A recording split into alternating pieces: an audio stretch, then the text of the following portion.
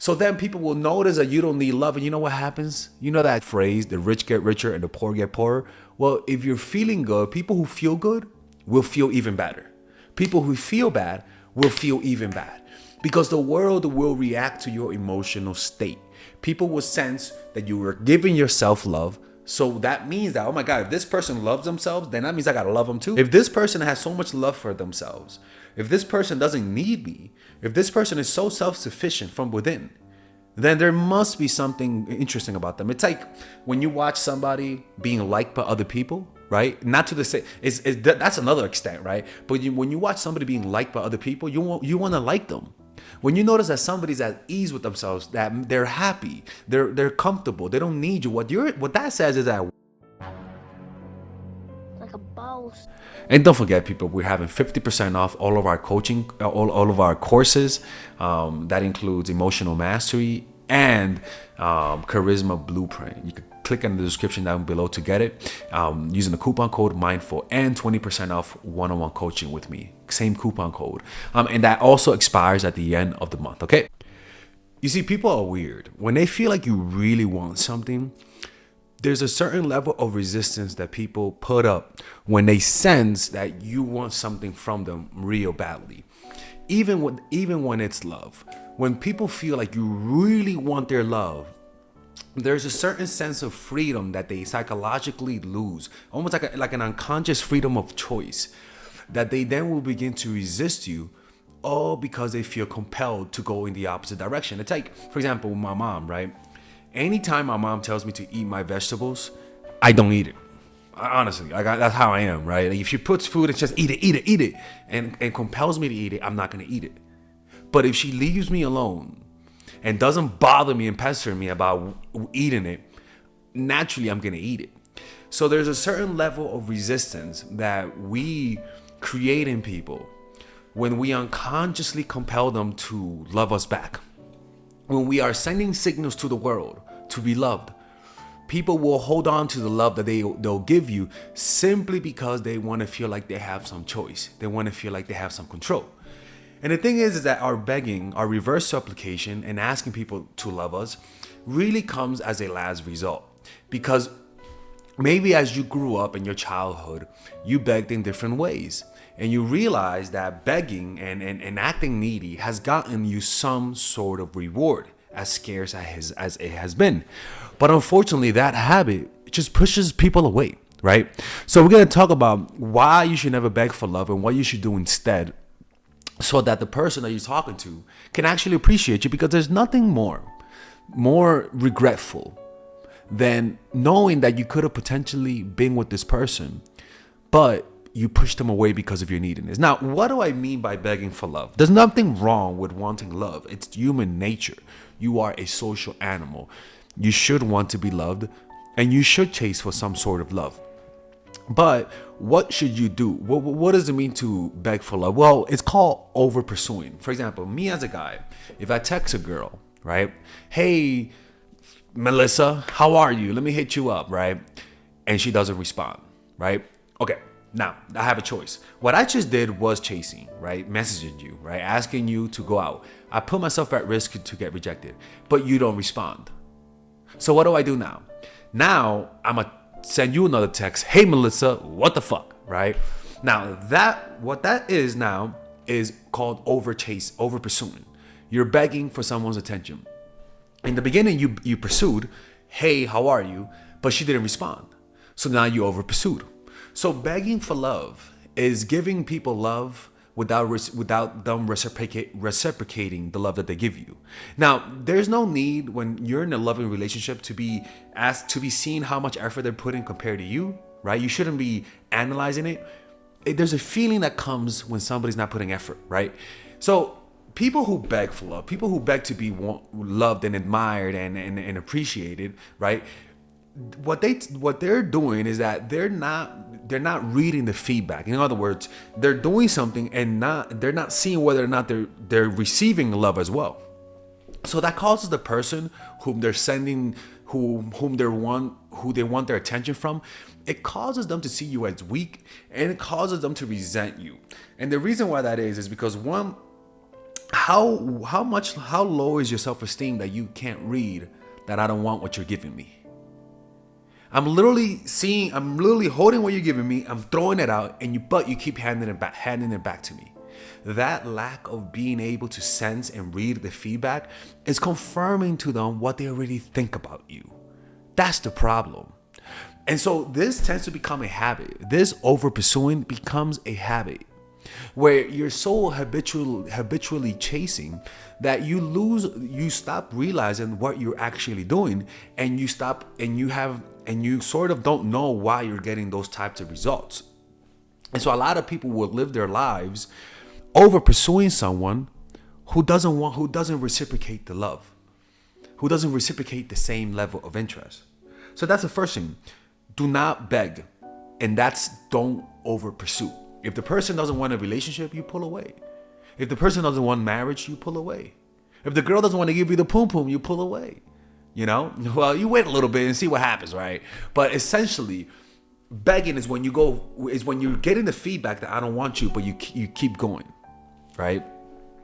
So there's something called reactance, where individuals have a natural inclination to resist when they feel their freedom or choices are being restricted.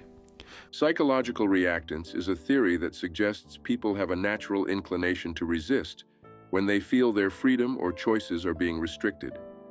When someone senses that another person wants something desperately, it may trigger a sense of pressure or obligation, leading them to resist giving it.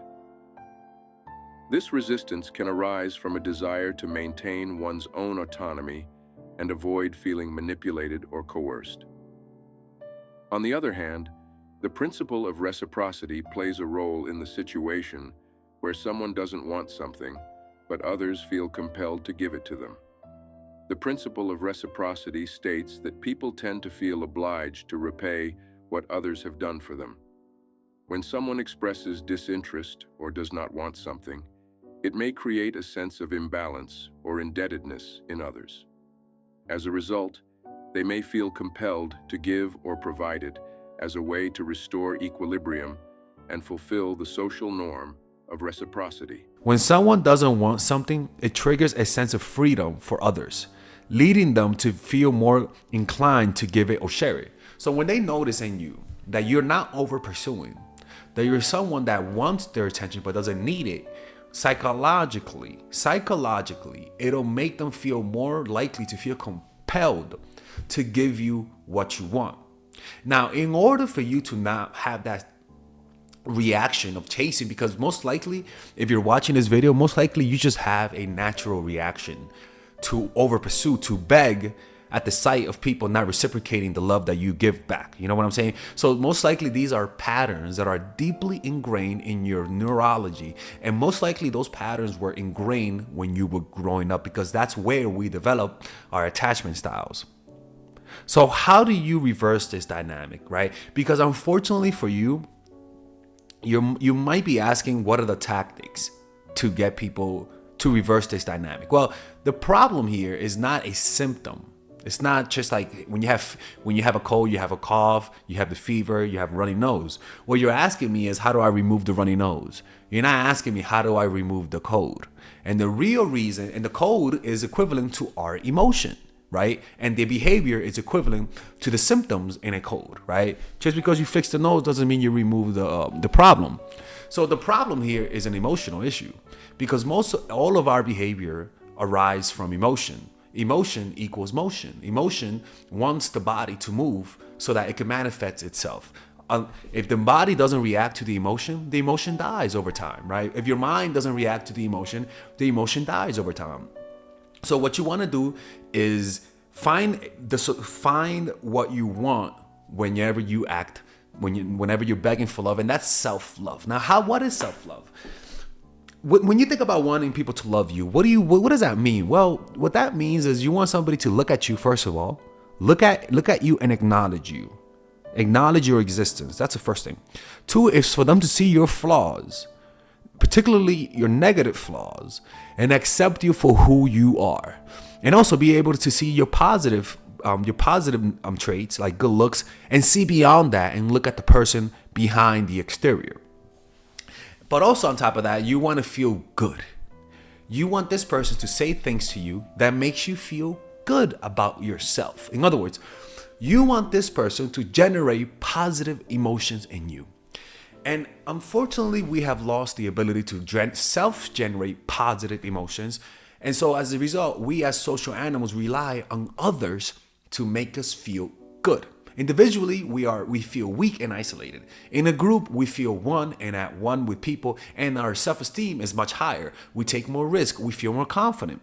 So what you're really asking from people when you asking for love is for them to appreciate you, to want to be around you, to value you above other people, and to make you feel good. If you're able to create that within yourself without them needing you, the clingy behavior of chasing and being needy will automatically stop. It will stop because the reason why a lot of people start chasing for love, and they're so desperate for love that they don't see how people are disrespecting them. It's like a drug dealer, right? You want that crack so much that you deal with the drug dealer being 1 hour or 2 hours late. They'll say, "Hey, I'm around the corner," and it'll take 2 hours for them to come. It's the fucking craziest thing on the planet. How drug dealers have this weird perception of time that's completely different from normal population. All right, what the fuck does Father Alex do crack? No, I don't do crack. But so you give it to yourself. So once you I'm gonna show you how to do it. But once you give yourself this self-love, you will notice that the instinct to over pursue someone who is not giving you what you're giving them is not there as much. Validating oneself through learning to self-generate positive and happy emotions can be an effective way to reduce clingy and attention-seeking behavior. At the root of these behaviors is often a desire to feel better, more secure, and validated by others. By learning to generate positive emotions independently, individuals can fulfill these needs from within, reducing their reliance on external sources for validation. When someone constantly seeks attention and validation from others, it can be a sign that they are seeking external sources of happiness and self-worth. However, relying solely on others for validation can create an unhealthy dependency and put strain on relationships. Learning to self-validate and generate positive emotions can break this cycle and lead to healthier, more fulfilling relationships. By focusing on personal growth and self-care, individuals can develop a stronger sense of self-worth and happiness. This can be achieved through activities such as practicing gratitude, engaging in hobbies and interests, setting and achieving personal goals, and cultivating positive relationships with oneself. When individuals are able to generate positive emotions on their own, they become less reliant on others for validation. This can reduce clingy and attention-seeking behaviors, as they no longer feel the need to constantly seek external affirmation. Instead, they can find fulfillment and happiness from within. It slowly weakens over time. And what will happen is that people will sense whenever you feel good, there's a certain way of behaving, and the way that you look at people, the way that you move, the way that you talk is completely different. And the difference between who you are today, where you're seeking love, seeking attention, seeking validation, versus who you will be, where all of a sudden you learn to feel good on your own. All of a sudden you're sitting and you have that comforting, warm, fuzzy feeling of just being, of just existing, which is very similar to the feeling that somebody who loves you gives you. Very, very similar, almost the same, right? You literally learn to enjoy being with yourself, almost like you're like in a relationship with yourself. And you'll learn to self-generate positive emotions. And so what will happen is that will literally change little things in your face. That will literally change little ways that you verbally express yourself, because you're not as tense anymore. Whenever you're self-absorbed and feeling insecure, your body tenses up. So little muscles here, little muscles there become more tense. Little muscles here become more tense. And in isolation, this tense might not be noticeable, but the tension here, tension here, tension here, tension here, the littleness begins to add up to an overall picture of an insecure person. Like the face, the symmetry in the face between an ugly and a good-looking person is so subtle, but those little tiny microscopic difference in angle or protrusion, angulation, and the difference between how much three-dimensionality your face has compared to somebody else, all add up to create a beautiful face or an ugly face. It's the same thing, right? Your overall emotional state literally radiates from within because the self is always coming through. So this self-love hugs you, gives you that confidence, that feeling that a child has whenever that child is with his parents, that child feels more confident. So then people will notice that you don't need love, and you know what happens? You know that phrase, the rich get richer and the poor get poorer? Well, if you're feeling good, people who feel good will feel even better. People who feel bad will feel even bad, because the world will react to your emotional state. People will sense that you were giving yourself love. So that means that, oh my God, if this person loves themselves, then that means I gotta love them too. If this person has so much love for themselves, if this person doesn't need me, if this person is so self-sufficient from within, then there must be something interesting about them. It's like when you watch somebody being liked by other people, right? Not to the same, that's another extent, right? But when you watch somebody being liked by other people, you want to like them. When you notice that somebody's at ease with themselves, that they're happy, they're comfortable, they don't need you, what that says is that, wow, there's something positive about them. That's why whenever we notice somebody that handles rejection really well, we say, wow, this person's confident. What that means is that this person likes themselves so much that you not liking them back doesn't change their opinion. Now, how do you do that, right? How do you do that? Well, what are the signs? The more you hang out with someone, the more you like them. That's how that works, right? You can hang out with Hitler. You can hang out with fucking Hitler, little Hitler, right? And if you hang around him long enough, you'll end up liking the guy. Anybody. You can hang out with the Prince of Darkness himself. And if you hang out with Satan for like a few weeks, you'll be like, you know what? Satan is a good guy. He's a good party. I could go to a party with Lucifer. Yeah, he's a nice guy. Lucy, that's his nickname. You know? So how do you hang out with yourself? Well, what's the ultimate? You just sit down and you breathe. You sit down and you scan your body. And you're alone with your thoughts. There's silence. There's nobody else. Your eyes are closed. And you're just deeply inside of yourself. And just like any person, in the beginning, you're not going to like each other that much. You're not going to like them as much, right? It's like when you first meet your enemy, you don't like them. But if you actually become teammates with the enemy that you used to hate, you'll notice that the one who you hated the most, you like the most. That's how that works, you know? So you observe yourself, and this is uncomfortable. Now you're spending time with yourself. If you spend long enough time with yourself through meditation over the weeks and months, you'll notice you'll start loving it. And without knowing it, you're loving yourself because you're spending time with yourself and you don't mind anymore. This will have such a cascading effect on your whole neural system and your whole biology. It'll release positive emotions. It'll relax your face, relax your nonverbal cues, relax your voice, relax even the way your body takes in senses. All of a sudden, this sound becomes extremely pleasurable. It's like a beauty in and of itself. So then the same sensation of beauty to this sound, of just pure pleasure in that sound, all of a sudden you feel that same pleasure with just existing. That sense of like, I'm really at peace right now, is true love. And what will happen is that now you are observing yourself with love, with peace, with tranquility, not hostility, not resentment. Now all of a sudden, the way you see yourself, you'll see the other person. And you'll see them with so much positivity, so much love, so much compassion, that just like studies have shown that when teachers believe that the student is smart, that student will actually have higher grades. If the teacher believes that the student is bad or misbehaves bad, that student will misbehave bad and will have lower grades. The way we perceive people is how we'll have a higher effect of how they're going to treat us.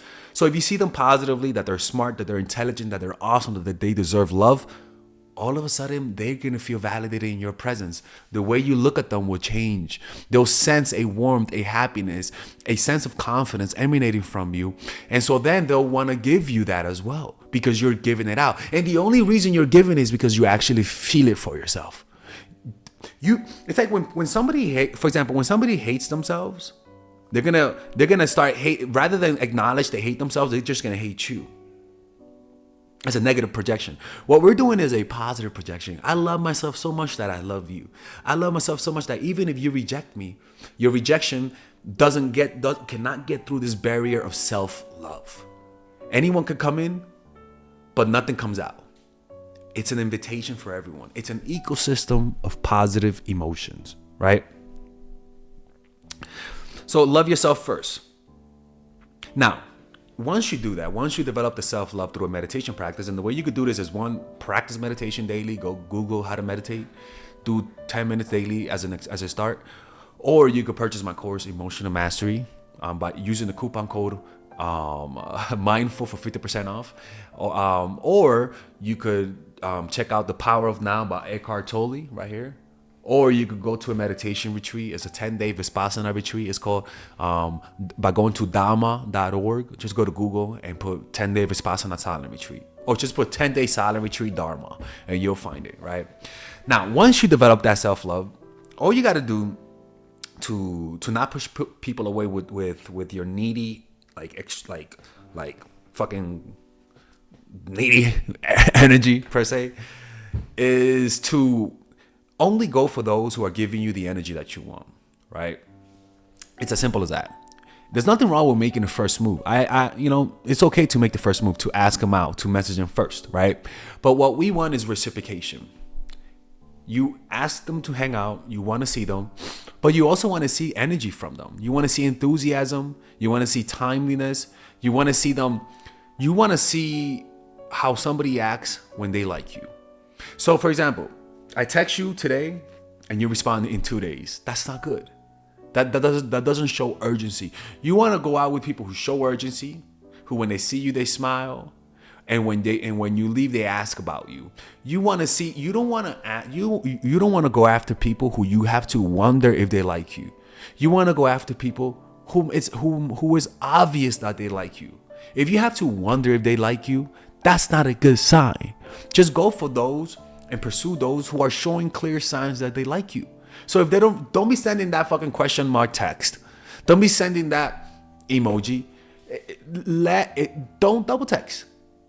Don't over pursue those who are not pursuing you. If you want a relationship, express you want it and see how they react. The point is, give people the same energy they're giving you back. Don't give them negative energy, right? Only give them indifference and positive energy. The negative energy just creates bad karma, right? If they say, fuck you, I don't like you, don't give them that same energy.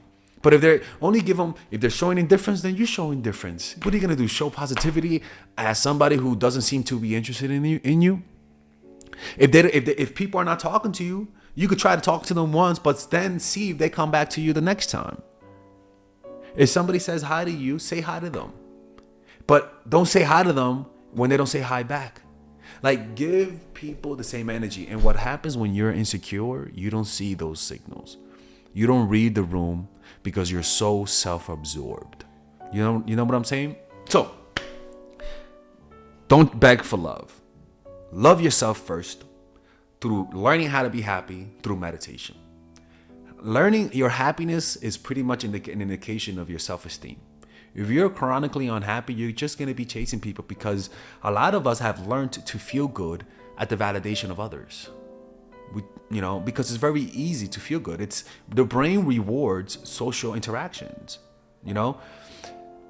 But I don't want your brain, and I want you to stop receiving validation from people who are giving you scraps. Don't be taking those scrappy, dusty validation people, all right? Only accept the best for people. Don't accept inconsistency. Don't accept halfway lovers, people who are unsure about you. Don't accept people who, after a time of being with you, they don't want a relationship.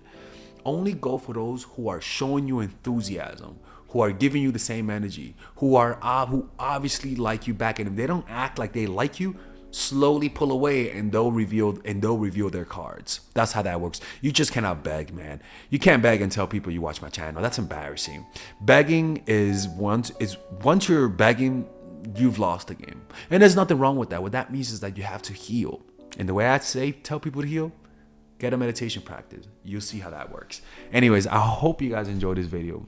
If you guys ever want to work with me one-on-one, go to mindfulattraction.org by clicking on the description down below, and I'll see you guys next time.